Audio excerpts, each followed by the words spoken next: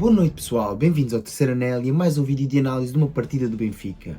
O nosso Benfica entrou em campo na terceira jornada da Liga e ganhou, mas há uma semana atrás ganhou, goleou e não convenceu. Hoje ganhou, não goleou e também não convenceu. Queres saber do que eu estou a falar? Fica a ver este vídeo.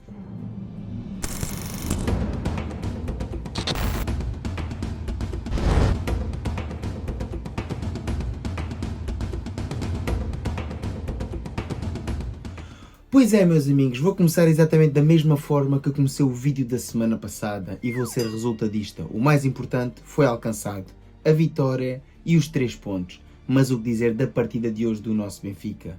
Se eu estou agradado com esta partida, não. Se desfrutei a ver o jogo, não.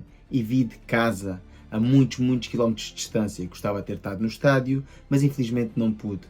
Mas tenho a certeza absoluta que os milhares de adeptos do Benfica que se deslocaram esta noite ao Estádio da Luz também não desfrutaram da partida. E até muitos acabaram por pôr, antes da partida, uma pancarta onde mostrava que o Benfica a vencer é sempre melhor que o Benfica a vender. Mas enfim, uma mensagem para a nossa direção.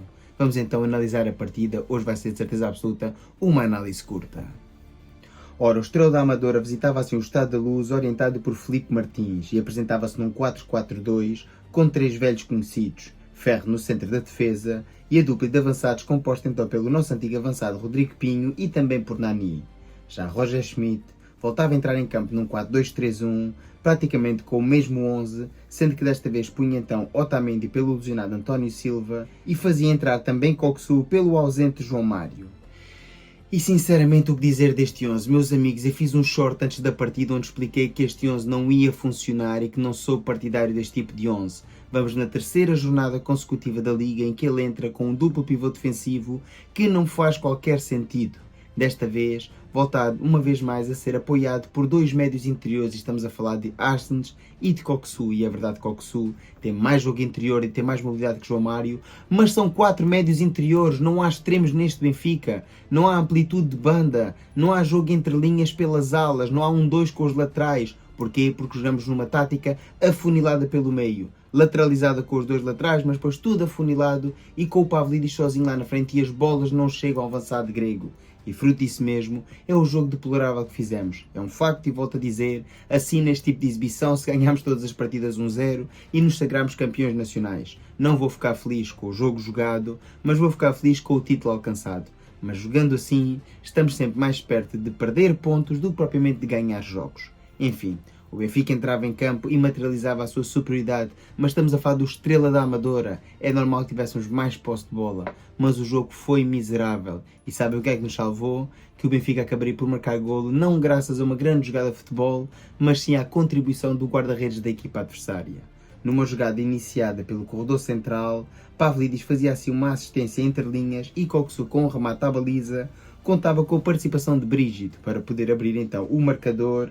À passagem do minuto 19, uma primeira parte ficaria ainda marcada pela lesão de Arsens. Numa jogada fortuita, acaba mesmo por se lesionar de forma muscular e assim sendo o jogador norueguês saía e entrava Tiago Gouveia. Tendo assim um extremo em campo, o Benfica pelo menos tinha um pouco mais de amplitude, sendo que já contava com uma linha de 3 médios ofensivos, composta então por Prestiani, Coxu e Tiago Gouveia.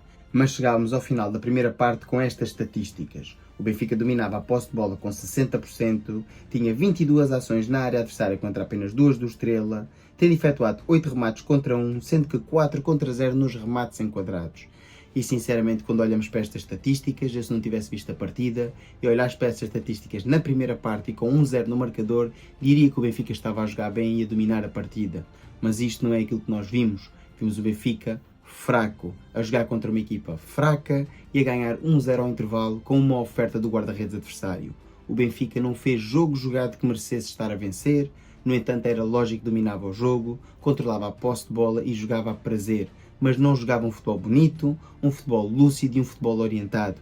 E isso é fruto de Roger Schmidt e dos seus pupilos. Eu não vou dizer que a culpa é toda do treinador, mas pôr este tipo de 11 em campo sem amplitude e sem jogo entre linhas é casuística do treinador alemão e não dos jogadores que estavam em campo, porque uma coisa é jogar com extremos e que eles não joguem um caracol, outra coisa é jogar na ausência de extremos.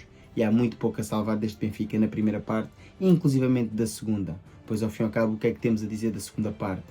Temos uma boa ocasião ao minuto 52 com um bom remate de Gouveia e uma boa defesa de Brígido. E ao minuto 68, novo remate de Gouveia e nova defesa de Brígido. Aqui até foi uma tripla ocasião, em que primeiro foi Pavlidis, depois foi o remate de Gouveia e por fim Carreras a rematar por cima.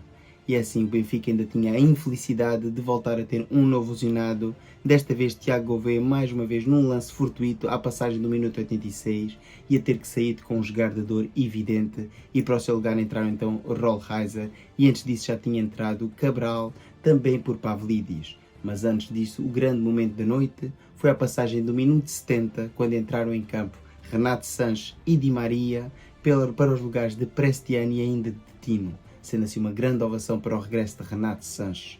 No entanto, o Benfica chegaria ao final da partida sem marcar mais nenhum golo e sem criar mais nenhuma ocasião de perigo, pois aquelas que criou, os jogadores estavam fora de jogo. Ora, e no final da partida tínhamos as seguintes estatísticas. O Benfica perdia um pouco de posse de bola, no entanto tinha 56% e dobrava as ações da área adversária, desta vez com 43 contra 4, tendo efetuado 17 remates contra 6, sendo que 9 contra 0 nos remates enquadrados.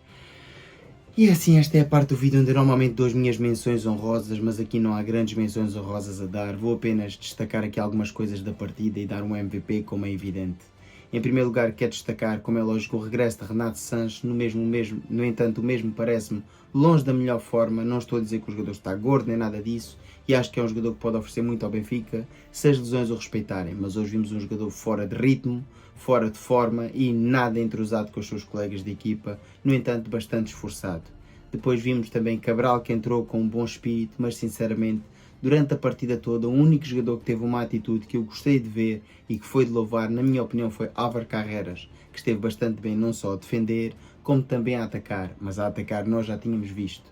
Desta vez vimos um bom espírito de sacrifício do jogador espanhol e mesmo já com um cartão amarelo. E sim, agora vão vocês dizer, mas a arbitragem foi vergonhosa. Eu esta época só vou falar da arbitragem se o árbitro entrar aqui na minha casa para me assaltar. Não, aqui não está nenhum árbitro, por isso eu não vou falar do árbitro. Tenho a minha opinião sobre esta arbitragem, tal e qual como a arbitragem dos nossos rivais este fim de semana, mas não vou comentar. E vou-me abster de comentar arbitragens, a não ser que o escândalo seja assim de proporções bíblicas, porque se não for de proporções bíblicas, só por amarelos e jogadas anuladas, não vou estar a comentar. Relativamente à partida em si, resta-me apenas dar um MVP, e como é lógico o MVP da partida, numa partida onde ganhas 1-0 e há um gol, só pode ser Coxu, que na minha opinião também esteve bem no jogo interior, na tentativa e principalmente na atitude. Este é um Coxu que vimos no início da temporada passada a querer mostrar serviço e não o Coxu que acabou a temporada a fazer ronha e a sair do banco muitas vezes com atitude displicente. Por fim, o que há para analisar é o nosso treinador Roger Schmidt, que desta vez viu um Roger Schmidt muito mais ativo, a esbracejar e a gritar para dentro de campo. Não sei se está nervoso com a situação, vê que a equipa não está a carburar, mas tem que lhe apontar culpa nisso mesmo, pois ao fim e ao cabo, entrar em campo com esta formação, pela terceira partida consecutiva, é culpa sua. Eu tenho dito antes de cada partida, estão ali os shorts que provam, pois eu ponho um short de análise do 11 antes de cada partida, onde critico e digo que não vai funcionar exatamente pela problemática que depois evidencia em campo.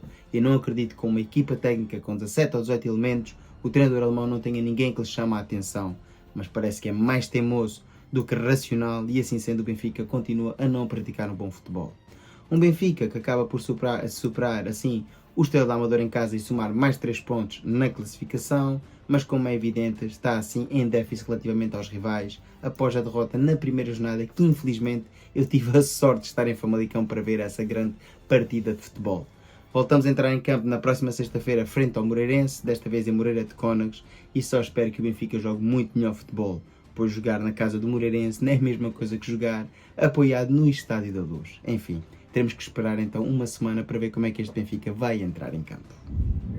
É assim que está feito então o vídeo, espero que tenham gostado. Se for o caso, dá o like, comenta, partilha, subscreve. Já sabes, para cá estiver X, segue no X e ajuda a crescer o canal. Fiquem bem e até à próxima partida. Viva o Benfica!